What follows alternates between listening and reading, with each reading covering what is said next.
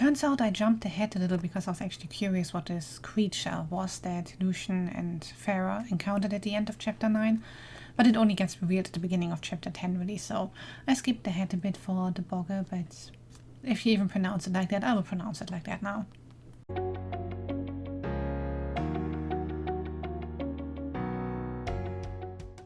Hi guys, welcome back to my channel. I'm Kat, and this time we'll talk about chapter 10, 11 and 12 of A Court of Thorns and Roses. So like I said in the last video where I skipped ahead, Feyre and Lucian make it through their encounter with the bogey just fine by not looking at it and not acknowledging that it actually exists, so it doesn't harm them and sorts off. They have a bit of a conversation, and Lucian seems to have moved on from his friend being murdered quite quickly. He seems to be getting along okay with Feyre. There's a bit of snappiness between them, and they could be nicer to each other, I suppose, but they seem to be getting on alright. It's like, this girl just murdered one of your friends and you're just out here chilling with her. It's like weird energy, but okay. Feyre and Lucian return from their hunt or patrol. I don't think they actually hunted anything, but whatever. They turn up to dinner together, and instead of instantly telling Tamlin, it's like, hey, there's a bogey in your woods, you might want to deal with that, because Lucian was clearly afraid of this thing as well, so it looks like he can't take it on, but clearly it's something he should be reporting back to Tamlin. But no, instead they just sit down and wait for a bit, and Tamlin for some reason also acts like Lucian and he were trying to date the same girl. There's like a bit of jealousy in the air, and it's like, why do both of you care so much for Feyre? I really don't get it. I mean, yes, you're bound by the treaty now and you kind of have to deal with her, or, you know, host her as a guest, but you could also just ignore her and get on with your life. But nope. As soon as Lucian tells Tamlin about the bogey, he runs off to hunt it, and Feyre heads back to her room to stare out the window, but she's not looking for Tamlin, no, but she really is. It's like, oh, when will he be back from the hunt? He literally just left and you went upstairs. I don't know much about hunting, but I feel like tracking something down, actually getting it, might take quite some time, and he's not gonna be back within 10 minutes. But whatever, Feyre stares out of the window and sees something, and it turns out to be her dad. Yeah, sure, right. Your disabled dad made his way on foot to the place that he doesn't know where it is. It's like, yeah, sure, that's your dad out there. So at the beginning of chapter 11, Feyre runs outside with her sparse belongings and the butter knife she nicked off the table, I suppose. But Tamlin steps in just in time before she can go and talk to her dad, I suppose. And while she talks to Tamlin, her dad turns into a bow and arrow, then into something else, and then yet something else, and then the creature flees at the sight of Tamlin, because what a surprise, it wasn't her dad. You'd think that thinking about it for 30 seconds would tell you that as well, but no, Feyre literally thought that was her dad come to save her. You know, save her from living in this estate where she gets everything she wants, because that's how that works. Whatever. She actually thought her dad came by to save her. And this is some impeccable timing, or Tamlin gave up on his hunt pretty damn quickly for him to actually turn up in time to save her from, what is it, a puker? Puker?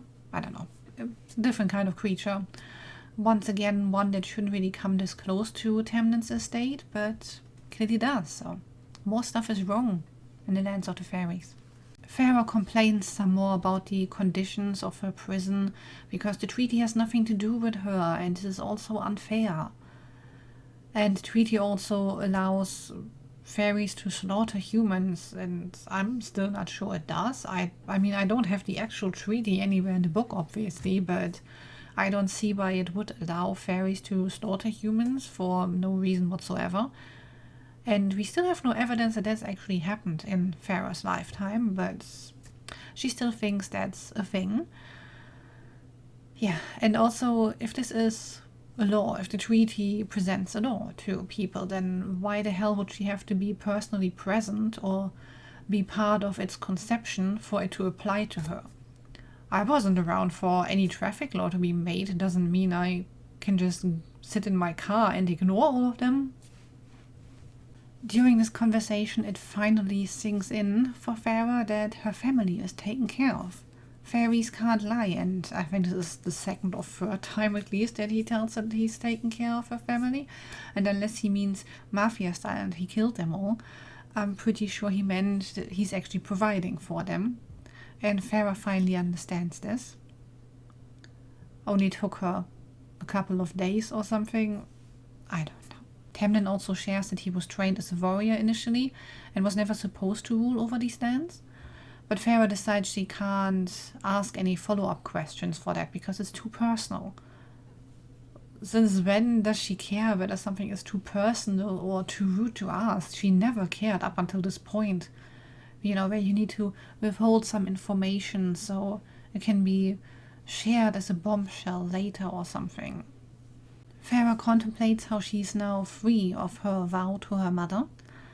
And instead of being happy and considering, oh, I can do all of these things instead, especially because she's well provided for now, she just feels hollow and empty because her life's purpose has been taken from her, I suppose. I hope she gets over that quickly because her family hasn't really given her much reason to really want to be there either. The next morning, at least I think it's the next morning, I didn't note that down, but the next morning Lucian shares some background info with Feyre, as in the faerie are too powerful and immortal, and therefore the only thing that can really keep them in check is brutality when you rule them. It's like, okay. So apparently that's how fairies roll. And all of a sudden Feyre is bothered by the fact that this likely means that Tamlin has a very lonely position as, you know, the lord of this estate. It's like, it really takes weird things for her to start caring, because the guy has been nothing but nice to her when he had very little reason to be. And no, it needs some info from Lucian for her to go, oh my, sounds like it sucks for him. Feyre dreams about slaughtering the wolf again, and she finally feels some regret and shame over her actions. It's like, wow, that took a while, but at least it's happening. In chapter 12, after her nightmare, Feyre gets up and explores the house at night. She can't look at the paintings she likes so much because, you know, a bit dark. But it's okay, she runs into Tamlin, who just returned from his hunt. I guess he left right after dropping Feyre back. I don't know. The timeline confuses me a bit here, but whatever. Tamlin went off for the hunt. He slayed the bogger and came back hurt. Feyre wants to deal with his wounds and is also a bit miffed that he's less nice to her than usual. It's like, yeah, well, he's bleeding all over his floor, you know, maybe he's a bit preoccupied and can't be nice 24/7. Anyway, Feyre wants to address his wound and then wonders why his superior healing powers haven't kicked in yet. It's like, yeah, well, maybe it takes more than 5 minutes for them to heal slashes. I don't know. I don't know how their powers work, but it's not going to be an instant thing where you just watch the wound close up within a few minutes, I suppose. So I don't know what the standard for those healing powers are or what Feyre expects here, because clearly she has never seen those healing powers in action. So what is she comparing to? There was a line that actually made me laugh, and I'm pretty sure it wasn't intentional, but every mortal instinct in my body bleated in panic at the thought. It's like, yep, you little sheep. Sorry, I will now forever imagine Feyre is like Shaun the sheep. Well done. The sentence pops up when she thinks about how much more powerful a High Lord must be compared to Tamlin. I don't know why she worries about this in this particular instance, but I don't know, maybe she expects High Lords to instantly heal, I don't know. While Feyre addresses his wound, Tamlin hits us with some logic that is just out of this world to me. You can't write, yet you learned to hunt to survive. Yeah, because hunting and reading or writing are totally the same skill set. And since when do you need to be literate to hunt? At this point my brain just gave up, I think. Feyre keeps wondering where his mind goes while he's on a hunt or while he has to fight, because it must be such deep places. It's like, unless she has suddenly developed mind-reading abilities, he might well be thinking about the book he wanted to be reading instead of being on this hunt, for all we know. Feyre seems a bit queasy at the sight of all of Tamlin's blood on the floor, which seems a bit peculiar because it's not like she cares about the guy all that much. And it's not like she's never seen blood before. I mean, the girl hunts and skins animals. The sight of blood shouldn't be doing anything to her, really. Anyway, after this, Tamlin goes off and Feyre sneaks around the house some more and then eavesdrops on the conversation between Lucien and Tamlin, where she thinks, oh my god, they're talking about the blight. They don't want me to know about this. The only reason she knows anything about the blight to begin with is because both Tamlin and Lucien are just happy to share all kinds of information with her for no reason anyway, so I'm not sure why she suddenly thinks that, oh my god, they're keeping the secret from me. It's like, yeah, well, why would they inform you in the first place? After being discovered on her, I don't know, not so subtle eavesdropping, I suppose. I mean, Lucien and Tamlin are supposed to have superior hearing or superior abilities in general to her, and yet they didn't notice her, but whatever. She makes herself known accidentally, and then asks Lucien to go on a hunt with her again, and he's like, no, I'm busy, and passes it on to Tamlin. Then Feyre's all like, oh no, I couldn't, no, I don't wanna now. It's like, oh my god. Very subtle and totally not weird or anything. But Feyre also speaks about how she learned how to hunt. It turns out she just watched hunters whenever she could, and then taught herself how to aim. That's all nice and well. I suppose if you have a vague idea of the technique, you can learn how to aim and hit something with enough training. But where the hell did she get a bow? It has been established that her family is super poor, and I don't think you just casually carve yourself a bow out of any kind of wood if you don't know exactly how to do it.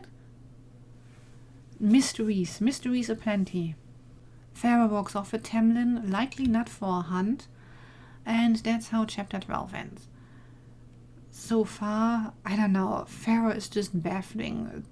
She's rude to people, she doesn't seem like the smartest person to me.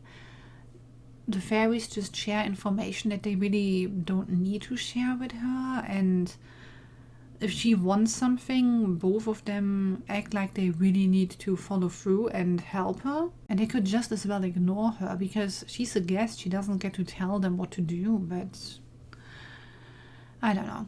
Tamlin seems to be very nice to her, given the circumstances. I mean, if I had you as a house guest after you killed one of my buddies, I would not be this nice to you. Also, I wouldn't have had you as a house guest in the first place, but whatever. Never mind that part. And Feyre just acts like, oh no, I can't hang out with this guy. Like, oh no, no, I'm scared. Oh no, I don't want to. It's like, but at the same time, makes an effort to hang around Lucien more, who's the one who initially wanted her dead for killing Andras, and I don't know. I think logic is not the strong suit of this book. The writing, apart from that one sentence that now has me see Feyre as a sheep, nothing exciting, but nothing horrendous either. At least nothing that I remember. I'm still waiting for those daring and sexy things to happen that were promised on the cover, because so far I have a teenager that acts a bit childish and stubborn, and again, this is not particularly smart, it seems, which is not the most enticing main character you can have, at least not for me. Thank you guys so much for watching. Let me know if you can make sense of the faeries' behavior and how they share information with Feyre, because I don't see it. Anyway, like and subscribe if you want to help this channel out, and I'll be back next week with another video. Thanks for stopping by. Bye!